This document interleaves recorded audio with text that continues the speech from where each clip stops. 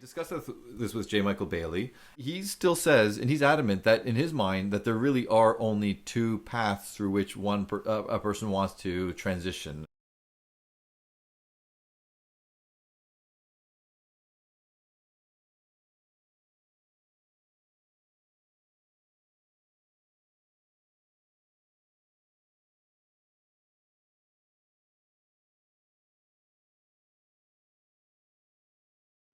I've got some patients who I didn't give them a polygraph test, but it seems that they really, that was it. It wasn't about a sexual thing. It was more about I was born in the wrong body. Do you believe in that third category as well, or do you think truly is there only the two types of trans people? But I can only say what I always say, what the evidence is. There's only evidence for these two types. Now, there are people who change in how they describe that experience, but so far as we can tell, these really differ in extent more than they do type. Let me talk about not the autogynephilic type, but the homosexual transsexual type first. Okay. Now, I would be extremely surprised if we've already know that there are established brain differences between gay men and straight men. Right. Gay men and straight brains differ in a couple of small parameters, all of which happen to be the same parameters that make female brains separate from male brains. Right. So, gay brains seem to be a little bit shifted in certain ways. Fine. Homosexual transsexuals, same basic pattern. Nobody has compared gay men to the homosexual transsexuals, but I would be very surprised if they show a different pattern. They're different in extent. Well, you can say this two ways. I think either the homosexual transsexuals are an extreme version of regular homosexuals, or regular homosexuals are an incomplete form of the homosexual transsexuals. Okay. So our lives are going to be very different. There are demographic differences between us. We live different kinds of life. There are certain similarities and overlaps, but we're distinguishable.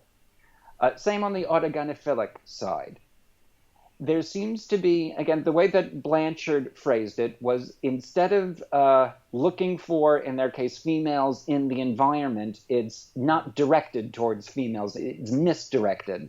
It can get directed nowhere, and those people feel a little bit more asexual. It could get developed, on their own anatomy, which Blanchard called anatomic autogynephilia. Or it could, point not at the other person, but it could point, just at the clothes of the other person. And those people experience it as a fetishistic transvestism, or right. Just the shoes. So those are all really different variants of the same basic thing. So I don't think they're different types. I think that really differ in extent rather than type. Yeah. But this is an empirical question. I mean, if somebody is able to show that these things, differ in some more fundamental way, I think that'd be very interesting. I don't know of anybody doing that kind of research. However, I have an hypothesis for this one. Okay. Now, Blanchard noticed the phenomenon that there are people who are, just attracted to women, and then there are people who are attracted to being women. Right. And that pattern, and Bailey has also talked a lot about this. There are people who are attracted to children, the pedophiles. Then there are people who are attracted to being children, like the diaperists and the right. Infantilists. They will hire a large corpulent, woman to embrace right. them because, they can bury themselves in her more. There are people who are into animals. There are people who appear to be into being animals. Right. So what Blanchard very cleverly noticed is that there seems to be this pattern of people are not just attracted to male, female, or old, young. There also seems to be a look for it in the environment or seek to become that thing. There seems to be an in-out dimension when we look at all of the different kinds of things that people get into. Right. He called that an erotic target location error. Fascinating idea. I have an hypothesis for what the brain might do this. Okay. It's one of those things, nobody has ever talked about such kind of a thing. It made no sense. But as soon as I tell everyone, everybody says, duh. Mirror neurons. Mirror neurons are one of the, there are about a half dozen set of neurons in the brain areas that light up when somebody sees something Right. sexy. And one of those sets are the mirror neurons, which essentially, look for corresponding behaviors, in the person I'm trying to flirt with in this, brain's using everything it can in order to play the social sexual game, play Right. the innate courtship instincts. If there's something unusual with the mirror neuron system, it's turned on by its own activity rather than what it is perceiving in the environment. So now I have an hypothesis about exactly which part of the brain.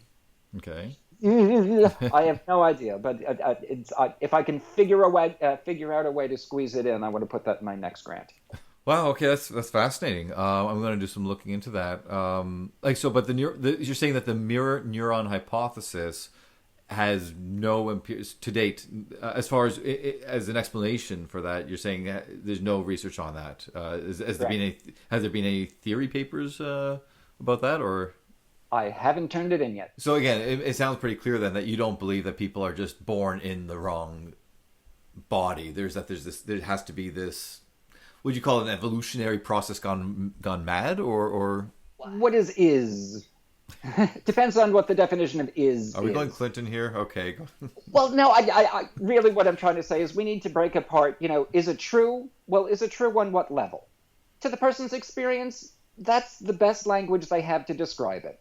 But if I ask this person, tell me what part of the brain it is that's doing this, there's nothing about personal experience that tells you its actual nature. That doesn't mean their experience is wrong or invalid. But, Right. I don't group together everybody who comes in saying they have a headache and say, okay, let's open a headache clinic. No, I have a brain cancer clinic, a migraine clinic, burst blood. We categorize it over, the meaningful structure of what's causing what's in front of us, not by the person's experience of it. Okay. So do I disagree with their personal experience? No. Why would I need to do that? But, when we're talking about, which way one wants to live, I understand that they have a feeling very different from what I do, but that doesn't mean it's literally true either. And I don't think it's disrespectful to say that either. However, I think as the pendulum has swung, that, rather than being able to ask legitimate questions, we are not allowed to ask questions at all. And Right. I think that's unfortunate, and I think it's actually doing a lot of trans folk a lot of damage. Well, like a lot of with extremism, I think the extremist trans activists are really doing harm to their own less extreme sisters and brothers. Right. I think, by pushing that, that the only way, by saying that, a trans kid is going to stay trans until adulthood, when all of the research shows the exact opposite. There's no such thing as autogynephilia. Oh, that's just kind of a made up thing. They're the ones who are denying other people's experiences. Right. Yeah. Yeah. So, and, if you're going to live this way, they often push people to change names, and now it's just kind of, a lot of the people who begin to realize, begin to express their transness in adulthood are misfits. They've always felt like misfits. And to them, when they finally break into a trans community and its positives and its negatives, they're often the first group that they feel comfortable with, and they want to please their peeps. And so I think again that need for humans to attach, and well, any emotion really, is just kind of driving people to make headlong mistakes and hear what they want to hear and believe what they want to believe rather than what the evidence shows, thorns and all. I'm having a hard time fathoming whether, let's say, a teen, okay, they're going through a period of confusion, they want to belong, they want to not be a misfit or whatever else. If someone truly was not trans, they felt totally comfortable in their body, if someone said, hey, join our club, and the person did it because they wanted to belong, they wanted, hey, someone's finally accepting me, I would think that deep down they couldn't magically, and this is especially with what you're saying as far as how you believe the process is, I can't see somebody, a week later, a month, 5 years later, not turning around going, what the hell was I doing? Like, I don't believe that somebody could suddenly truly say, I am trans if they were just trying to belong. I don't see that happening. What confuses a lot of people is that they're being fed a false narrative. Yes. The narrative that a trans kid or former trans kid gives is very different from the one most activists have experienced. And we have what essentially are autogynephilic activists demanding that people treat the what will be homosexual or homosexual trans kids the way that the autogynephiles wanted to be treated when they were kids, which is a natural instinct. But their refusal to acknowledge that these are completely different phenomena is getting in the way of that. Right. To the activists, the ones for whom this persisted and they are indeed happier living, very out lives, fine. I'm glad it worked out. Hunky-dory.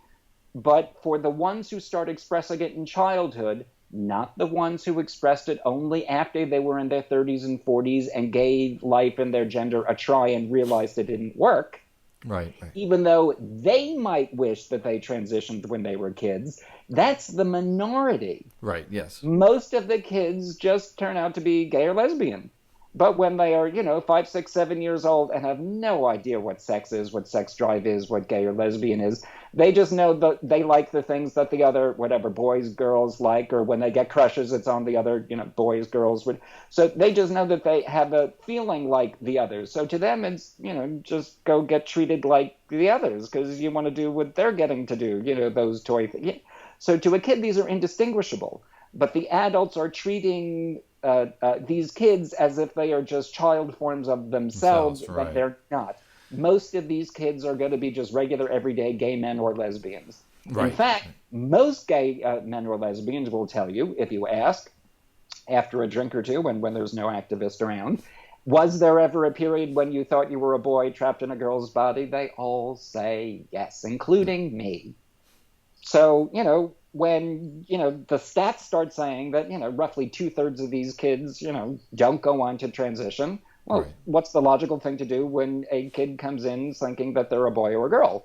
Well, what is it about being a boy or a girl that makes you want, and sometimes it's just they want to do what the other one wants. And sometimes, most of the time, the correct answer is help the kid feel as comfortable as they can in their sex until they grow a little older and probably grow out of it. And for the ones who don't, now we can start, helping them to transition, which is the only logical thing to do. But, from the point of view of an extremist, what I just said, which does that even count as moderate? I mean, most people would say what I described is rather on the liberal side. But if one is an extremist, that's just the most transphobic, and it is indistinguishable from Nazism. We are not allowed to disagree with the extremists when the extremist's only qualification is they got the chop themselves. Therefore, they're an expert, even though we know that they are the exception to the rule. Right. Yeah, well, I'm glad you said it, because if I said it, well, who knows what would happen. Part of it is I get to play, get out of jail free card. And what kind of world are we in that a scientist, needs a get out of free speech card in order to write?